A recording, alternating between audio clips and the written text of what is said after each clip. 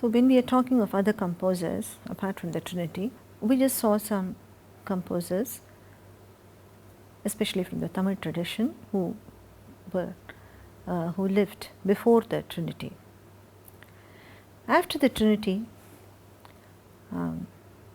we have their own disciples, many of whom were excellent Vagyakaras, and they mostly modeled their compositions after their guru, respective gurus. Now, Tyagaraja probably had the strongest Shishya Parampara, as it is called. This Shishya Parampara is a lineage of disciples. Tyagaraja had, we speak of 3 different Shishya Paramparas of Tyagaraja: the Valajapet, the Umyalapuram, and the Tilaisthanam. We speak of them as separate Shishya Paramparas because they were propagated through 3 different individuals, all of them Shishyas of Tyagaraja. The recensions of the songs are also, the compositions are also slightly different, sometimes quite different. Now, Valajapet Venkatramana Bhagavatar, who was Tyagaraja's disciple, a beloved disciple, we are told, he was a composer of considerable merit. He composed in Telugu,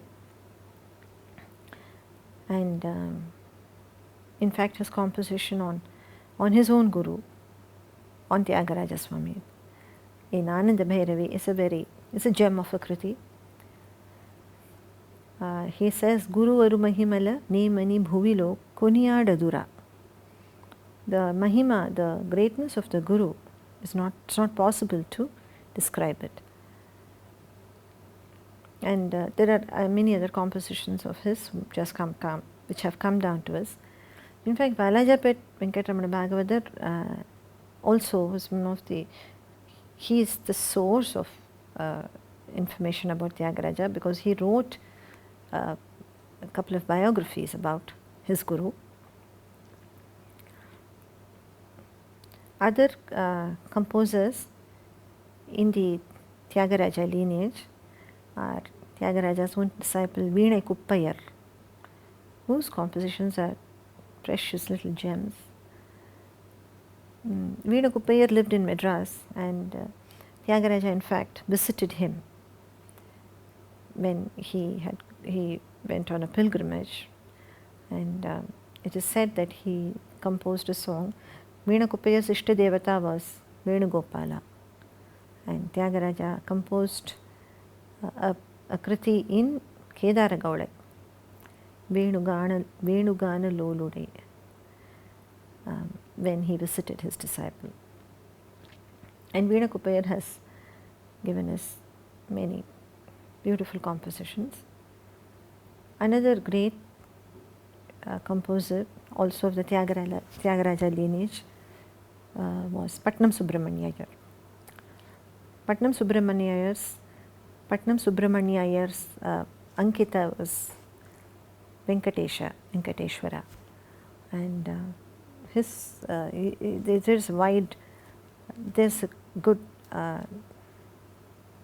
number of his compositions which are very popular on the concert platform as well. Puchi Srinivasa Iyengar, he was another Shishya of Tyagaraja, who also was a meritorious Vagyakara. Now, Shama Shastri, his own son and grandson, Subbaraya Shastri and Annaswamy Shastri, they were very, very interesting, remarkable composers. Subbaraya Shastri in fact had the privilege of learning from all 3, from Muthuswami Dikshitar, Tyagaraja, as well as his own father. Now, Muthuswami Dikshitar had many disciples. In fact, it is recorded that a temple dancer was also a disciple of his.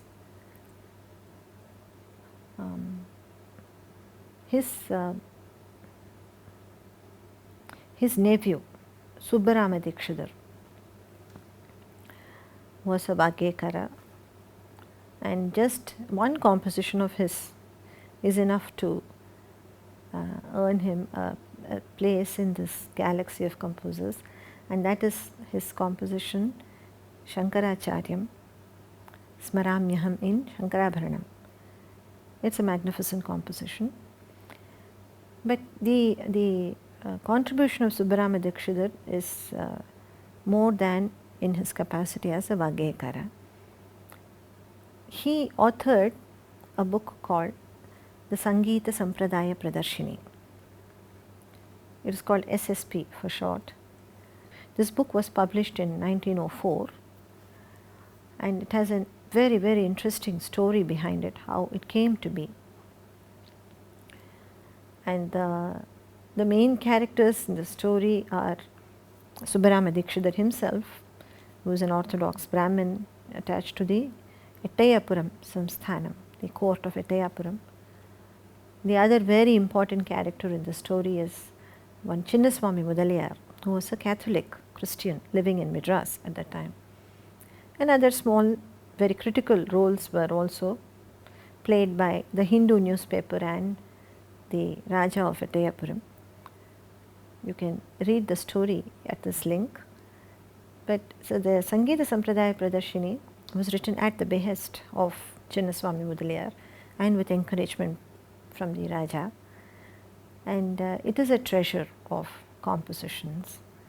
Dikshidhar, Subbarama Dikshidhar has very painstakingly notated a whole lot of compositions in this, not just kritis, also varnams and lakshana geetams and so on. And he has also tried to indicate the gamakas of the compositions, how the gamakas are to be rendered. So it was a labor of love, and a very, very it's a task that he must have toiled at. And it's because of this book that many of the compositions that are in circulation today, many magnificent compositions, they have been passed on to the later generations. Another important set of disciples that Dikshidhar, Muthuswami Dikshidhar had were the Tanjore Quartet. They were called the Tanjai Nalvar or the Tanjore Quartet. They were 4 brothers, Chinnaya, Ponnaya, Vadivelu and Sadashivam. These were 4 musically gifted brothers who were disciples of Dikshidhar. They were patronized by the Maratha king, and it was during that sojourn, that stay, that they were patrons of Dikshidhar. And in fact they have composed compositions in praise of their guru. And Ponnaya Pillai, who was a composer of significant merit, he has used the Ankita of Guru Guha Dasa. He calls himself the slave of Guru Guha, of Dikshidhar. That's how he signs his compositions.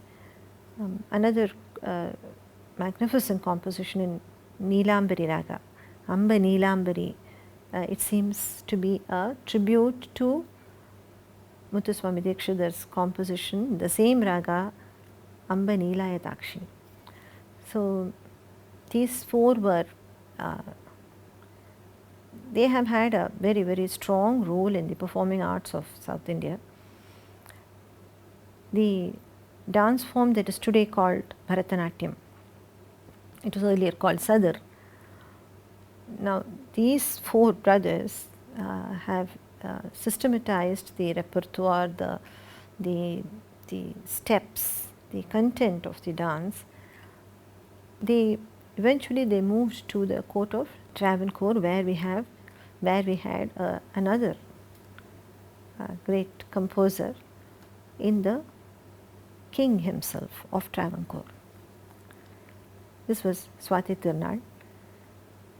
Swati Tirunal particularly is supposed to have patronized Vadivelu,